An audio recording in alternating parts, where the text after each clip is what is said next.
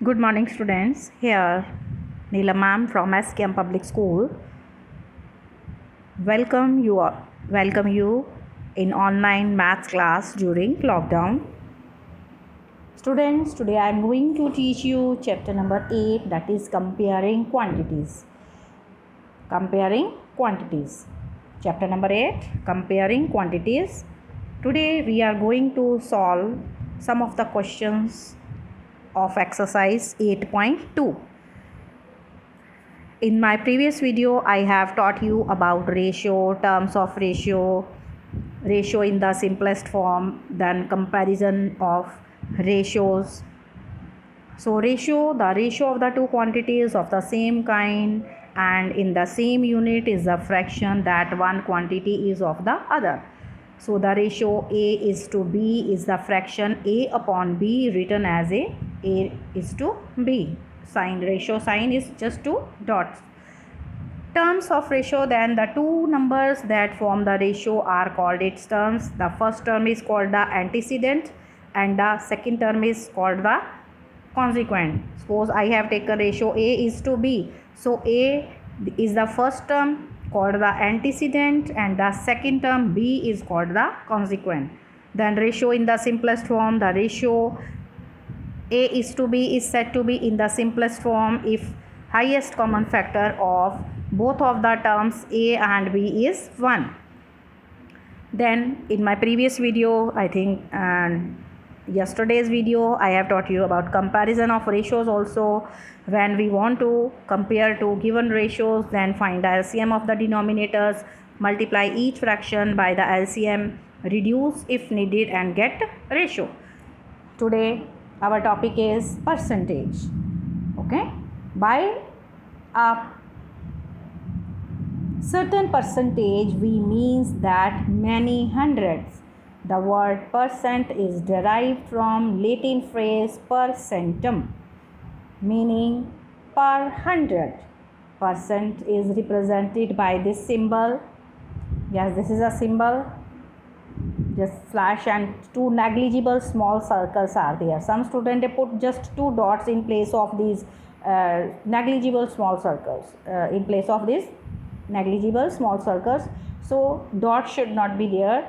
There should be just two negligible small circles while representing the percentage sign. And percentage means 100 too also. Suppose you are writing 5%. 5% means 5 hundredths. HUNDREDTHS, hundreds. So 5% is equal to 5 upon 100. 30%, it is equal to 30 upon 100. When you write 7%, 7% means 7 hundredths and it is written as 7 upon 100. This percentage sign is replaced by 100 in the denominator. Okay, so to convert a fraction into percentage, students, when you convert a fraction into percentage, you will multiply the fraction by 100 and put the percentage sign. Then you will convert the fraction into percentage. So let's see some of the question here of exercise 8.2. Question number 1. This is question number 1. Question is 1 up here. Convert the given fractional numbers to percents. Question is convert the given fractional numbers to percents. So you are given 1 upon 8.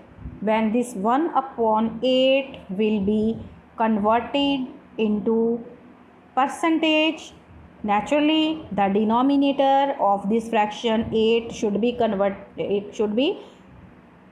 multiplied with 100 and numerator should be also multiplied with 100. Okay, then 1 into 100 it is 100 upon 8।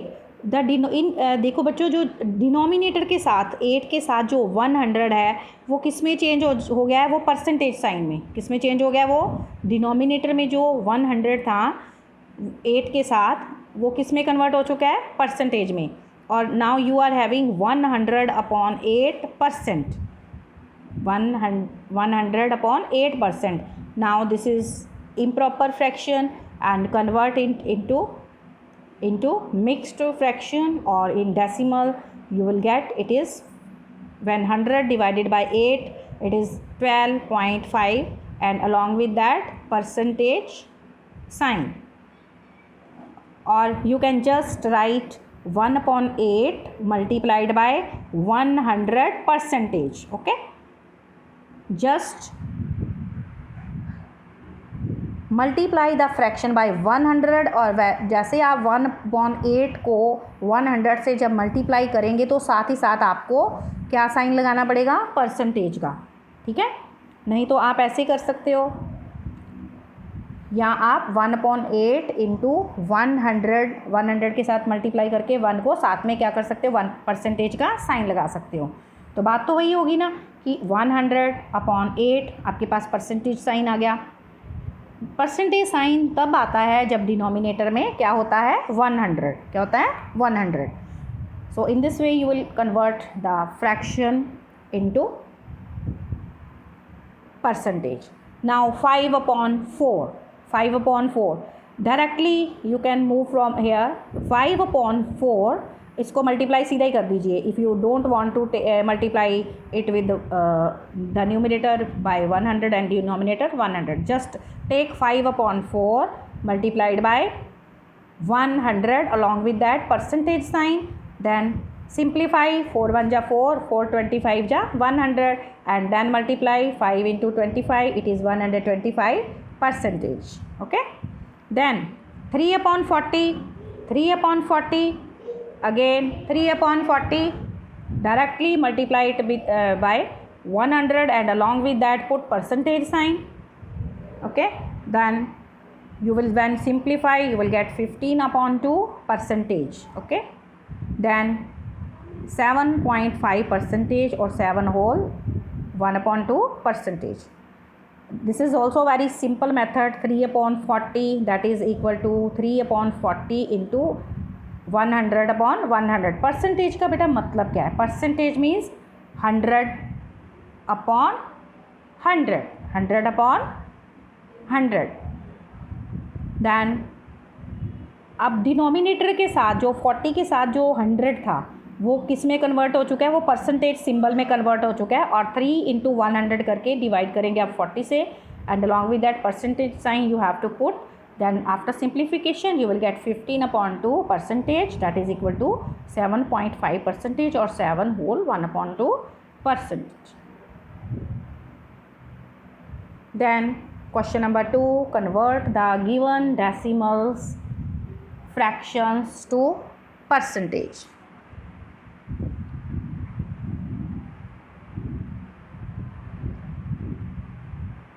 Converting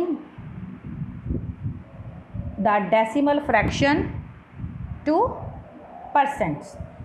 student percent में convert करने के लिए सबसे पहले जो आपके पास points में decimal number है, जैसे ये 0.65, ठीक है, क्या है आपके पास? 0.65। तो आपने किस में चेंज करना है इसको?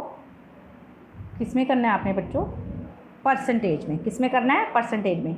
डायरेक्टली जब आप 0.65 को फ्रैक्शन में कन्वर्ट करोगे तो क्या मिलेगा आपको? 65/100। क्या मिलेगा? 65/100।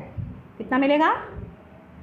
65/100। जब इसको डेसिमल को आप फ्रैक्शन में कन्वर्ट करोगे, अब 65 के अपॉन में 100 आते ही जो डिनोमिनेटर है 100 वो परसेंटेज में कन्वर्ट हो जाएगा।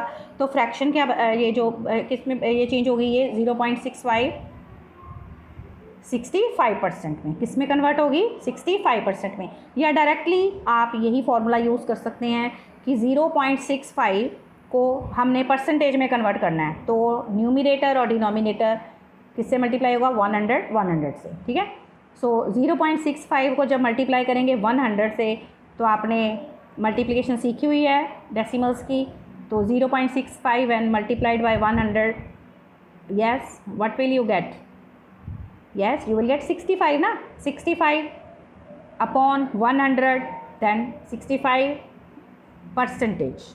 डिनोमिनेटर में 100 आते ही जो न्यूमरेटर के साथ आप सीधा डायरेक्टली क्या लगा देंगे, परसेंटेज का sign. Then next point question is 2.1। अब देखो 2.1 है आपके पास, जब आपने इसको सीधा डायरेक्ट ये जो अकॉर्डिंग टू द इसमें जो स्लाइड में है 2.1 इंटू 100 डिवाइडेड बाई 100, ठीक है, इसमें कन्वर्ट कर दिया। अब आपके पास क्या होगा, 100 जो 2.1 को जब 100 से आप मल्टीप्लाई करेंगे तो क्या आएगा आपके पास, बोलो, 2.1 इंटू 100, चलो मल्टीप्लाई करो, 2.1 इंटू 100 कितना आएगा बच्चों,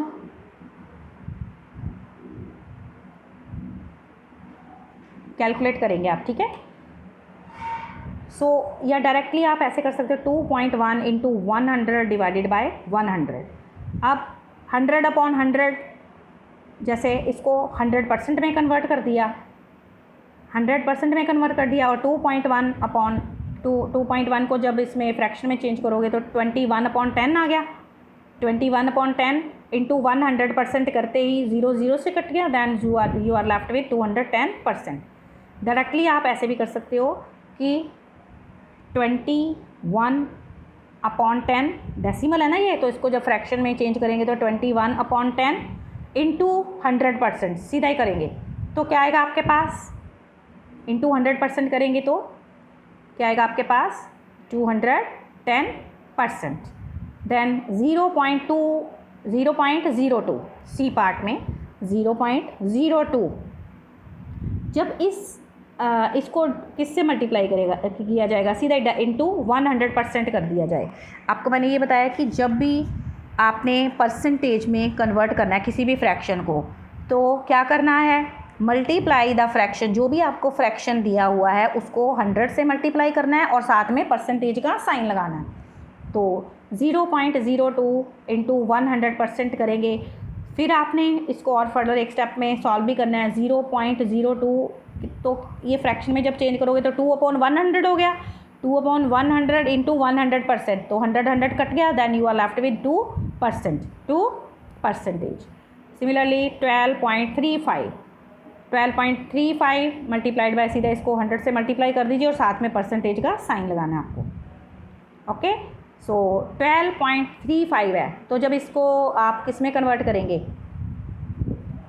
फ्रैक्शन में, तो आ जाएगा 1235 डिवाइडेड बाय 100 इंटू 100%, 100 कट गया and you are left with 1235%। ये कैलकुलेशन आप करके देखेंगे।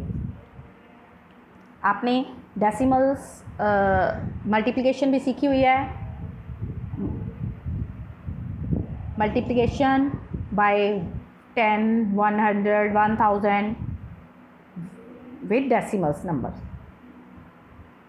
Then in question number 3 you will look at the figure given in your book also, question number 3 of exercise 8.2. Estimate what part of figures is colored and hence find the percent which is colored. अब ये पूरा एक complete circle है आपके पास, तो इसमें कौन what part of the figure it is shaded, it is colored, it is 1/4.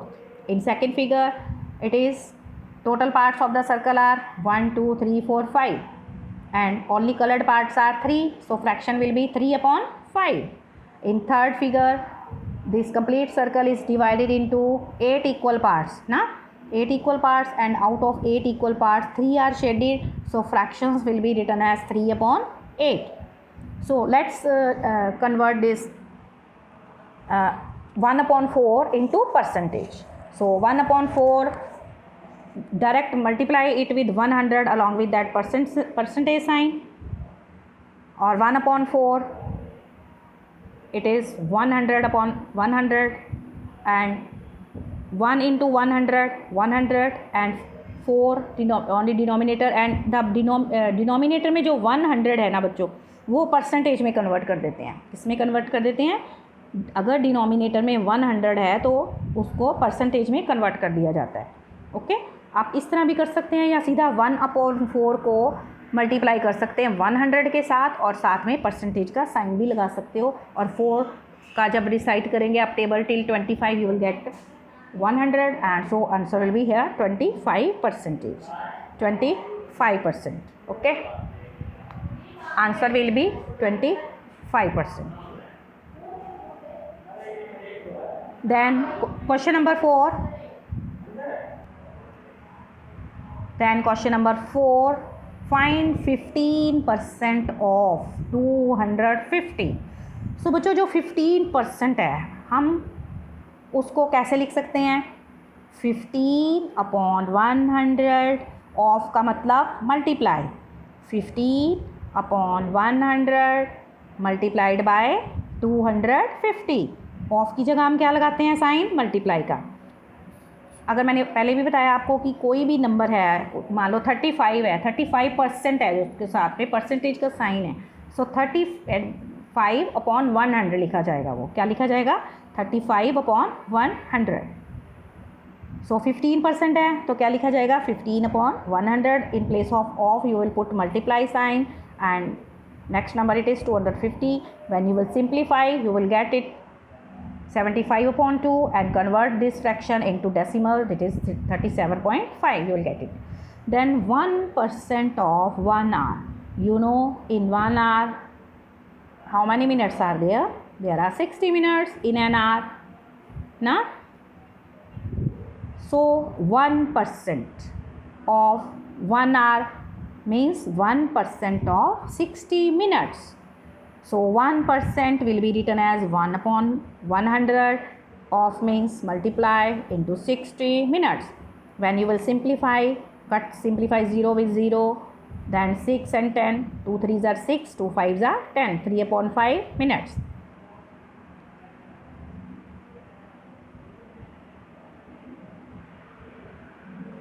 %, or you can convert further into seconds also.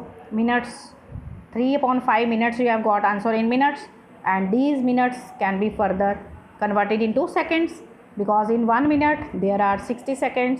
So 3/5 into 60 seconds and 5 1 5, then 5 1 5, 5 2 10, so 12 3 36 seconds. Then 20% of rupees 2500. सो 20% को हम लिख सकते हैं 20/100। Percentage का sign का मतलब क्या है कि डिनोमिनेटर में 100 आएगा परसेंटेज की जगह, into ₹2500, cut 2 zeros with 2 zeros and multiply 20/25, you will get what? ₹500. Then in D part, 75% of 1 kg. Students, you know in 1 kg there are 1000 grams.